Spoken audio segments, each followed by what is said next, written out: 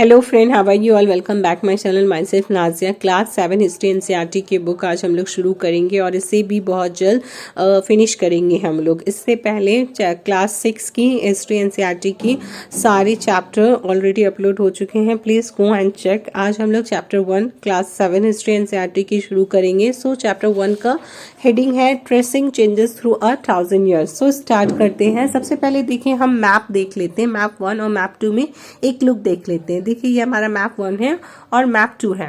Map 1 को तो हम समझ ही नहीं पा रहे ये किस तरीके का मैप है। देखिए, इसमें हमें समझना भी नहीं है ये किस तरीके का मैप है। और मैप 2 थोड़ा समझ में आ रहा है हमें।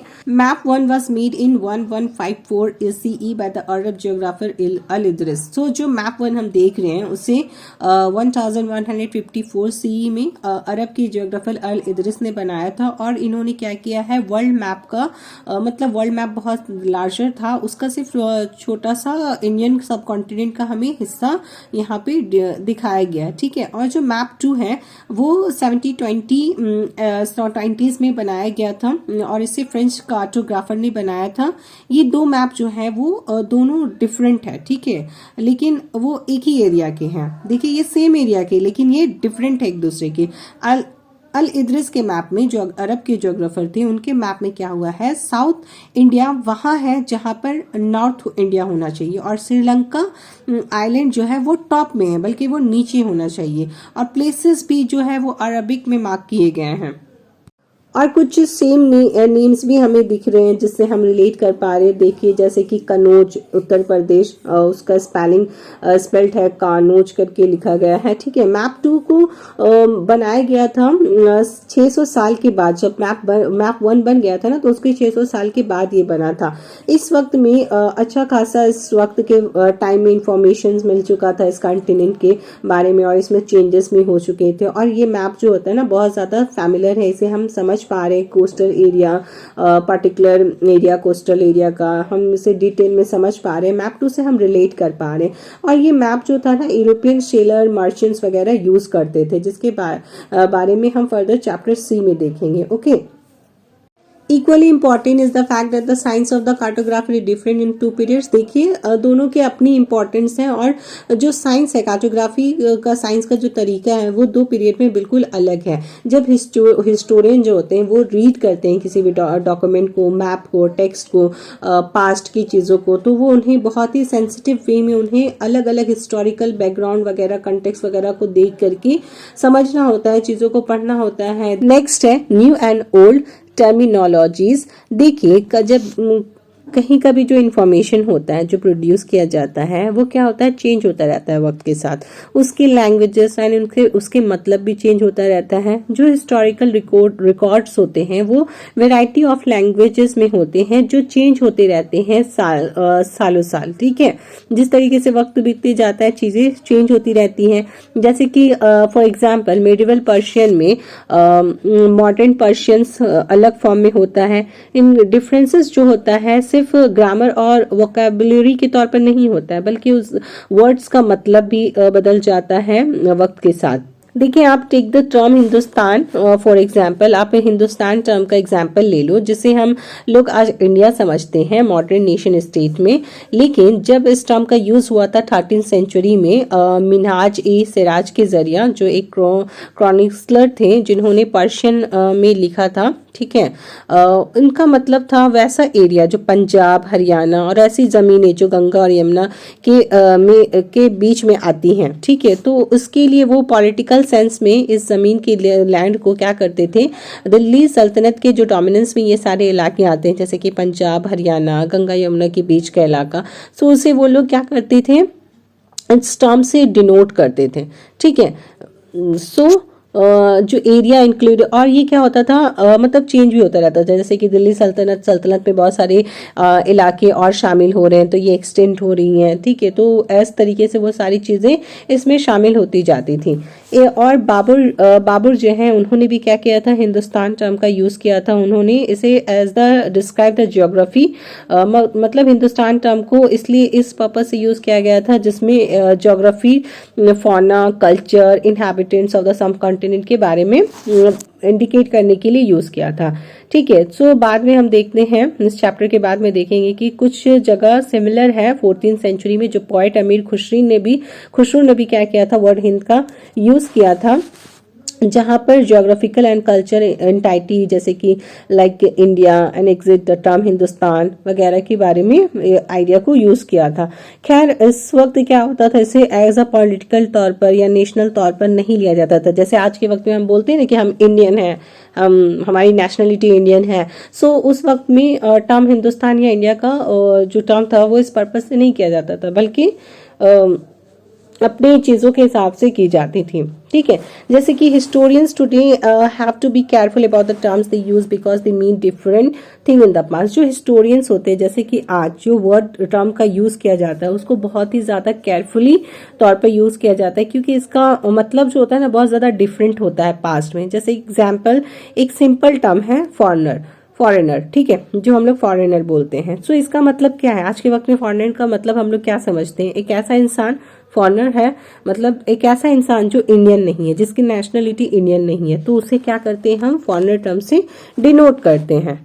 बट मिडिवल पीरियड में फॉरेनर टर्म का इस्तेमाल अलग वे में होता था, मतलब स्ट्रेंजर के लिए जो उनके गांव का नहीं है। ठीक है, जैसे कि someone who was not a part of that society और अ कल्चर, ऐसा कोई जो उनका सोसाइटी या कल्चर का पार्ट नहीं होता है। ठीक है, उसके लिए फॉरेनर वर्ड का यूज होता था। ठीक है, जैसे कि हिंदी, द टर्म परदेशी, हिंदी में से परदेशी बोलते हैं। ठीक है, इसको मतलब ऐसा पर्सन के लिए यूज किया जाता है, और पर्शियंस अजनबी पर्सन के लिए यूज किया जाता है, और पर्शियन में इसे अजनबी कहते हैं। ठीक है, मान लीजिए दूसरे गांव का या सिटी का आदमी आ जाता है, तो उसे क्या कहते हैं, फॉरेनर हो जाता है उन लोगों के लिए। मतलब समझ लीजिए एक सिटी ड्वेलर्स है जो might have regarded a forest dweller है। ठीक है, तो उसे क्या किया जाता है, एक फॉरेनर बोल दिया जाता है।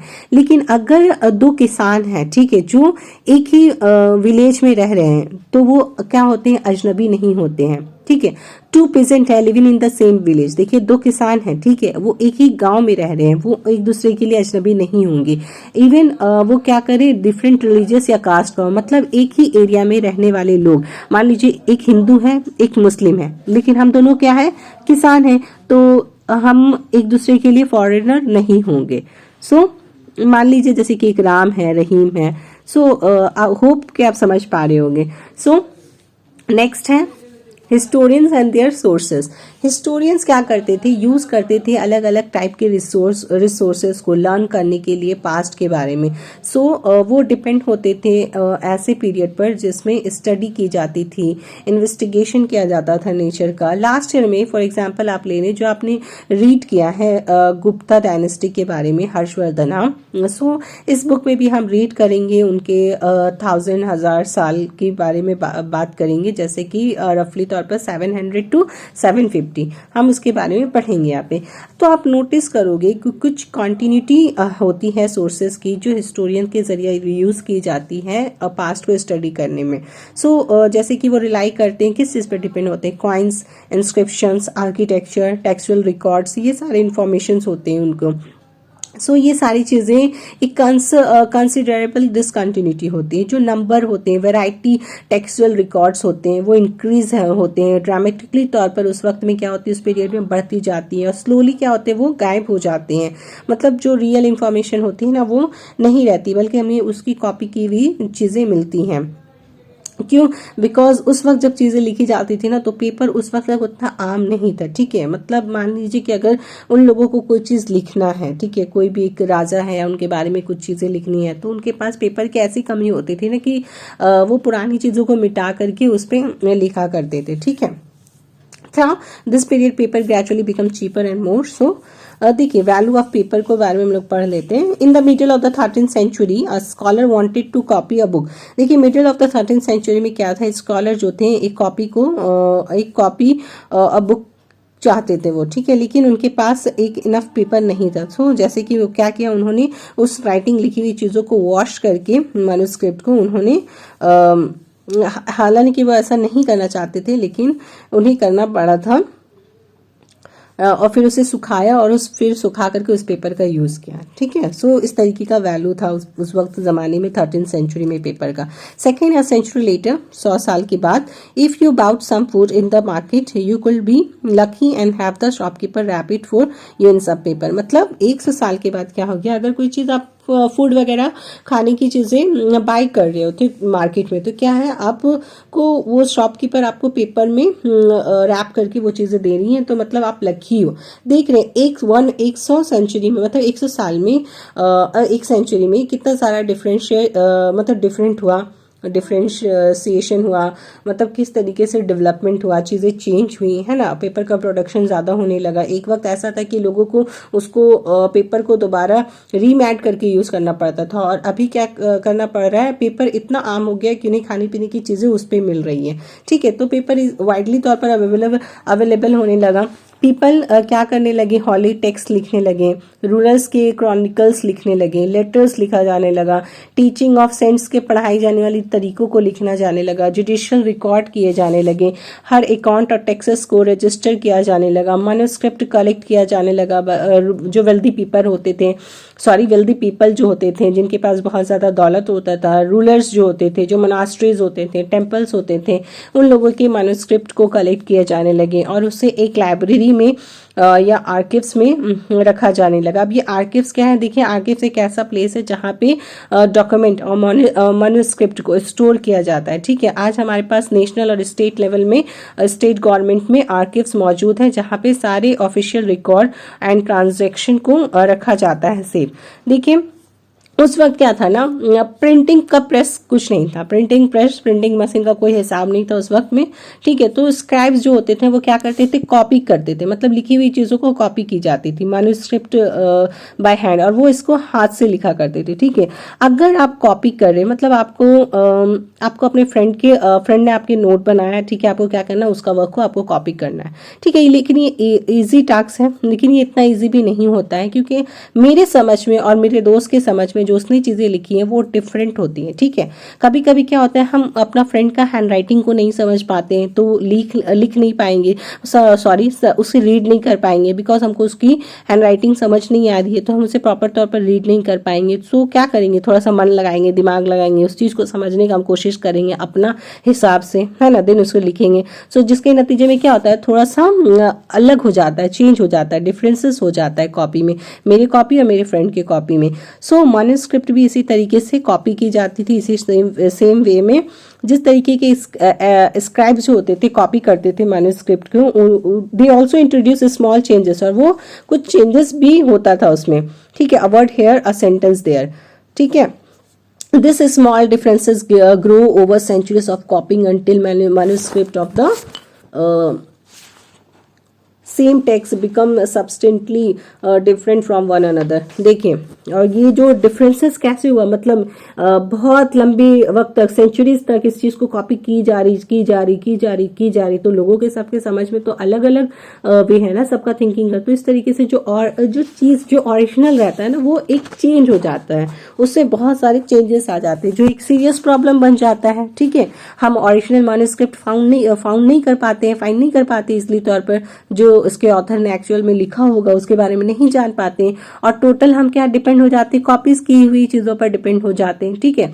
जिसके नतीजे में हिस्टोरियंस को रीड करने में अलग अलग मैन्युस्क्रिप्ट के वर्जन को उन्हें पढ़ करके, मतलब सेम टेक्स्ट का अलग अलग मैन्युस्क्रिप्ट को उन्हें पढ़ करके गेस करना पड़ता था कि ऑथर क्या लिखना चाह रहा था ओरिजिनली तौर पर।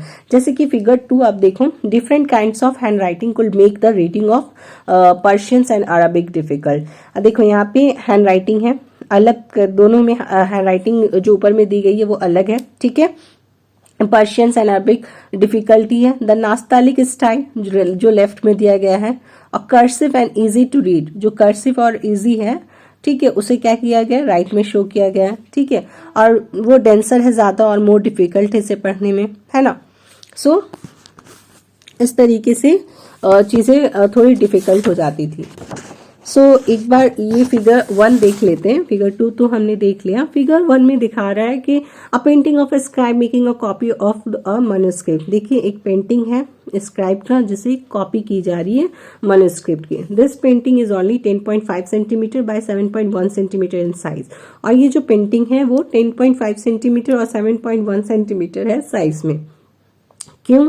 क्योंकि इसका साइज को हम लोग मिनिएचर कहते हैं। देखिए एक बड़ी सी कॉपी है, ठीक है, उसको एक छोटे से कॉपी में कॉपी करना, तो उसे हम लोग मिनिएचर बोलते हैं। Miniature painting were some time used to illustrate the text of manuscript. मतलब उसको मिनिएचर में क्या किया जाता है, जो पेंटिंग होती है उसे कभी कभार इलस्ट्रेट करके जो टेक्स्ट में लिखी होती है उसको मैन्युस्क्रिप्ट की जाती है। ये बहुत ज्यादा ब्यूटीफुल होता है।